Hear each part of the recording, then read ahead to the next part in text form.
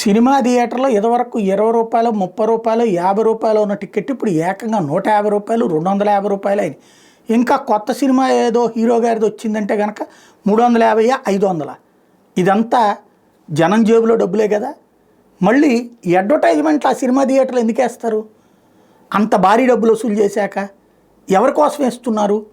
ఇది నిజంగా అయితే కనుక కేసు పెట్టదగ్గటువంటిది. కేసు పెడితే ఆ సినిమా థియేటర్ వాళ్ళకి శిక్ష పడుతుంది. ఇది నిరూపించినటువంటి సందర్భం. ప్రతి ప్రేక్షకుడు కనుక వినియోగదారుల కోర్టుకు వెళ్తే ప్రతి థియేటర్ రోడ్డుకి డాష్ పడుద్ది.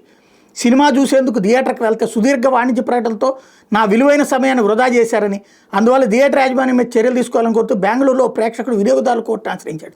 25 నిమిషాలకు పైగా సమయం వృధా కావడంతో ఇతర ముఖ్యమైన కార్యక్రమాలకు హాజరు కాలేకపోయానని, దీంతో తనకు మానసిక వేదన కలిగిందని ఆ ఫిర్యాదులో పేర్కొన్నాడు. ఇటీవల పిటిషన్ విచారించిన కోర్టు సమయాన్ని కూడా డబ్బు అంత విలువైనదిగా భావించాలని పేర్కొంది.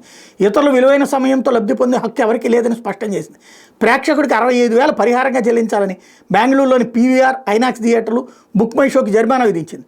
2023లో శ్యామ్ బహదూర్ అనే సినిమా చూడటానికి అభిషేక్ అనే ప్రేక్షకుడు 3 టికెట్లు బుక్ చేశాడు. అయితే 4-5 గంటలకు సినిమా ప్రారంభమవుతుందని ప్రకటించిన 4:30 వరకు యాడ్స్ కొనసాగించింది దాని మీద. ఈ లెక్కనైతే ప్రతి థియేటర్ మీద కేసు వేస్తే కనుక ఒరిజినల్ లెక్కలు తేలుతాయి.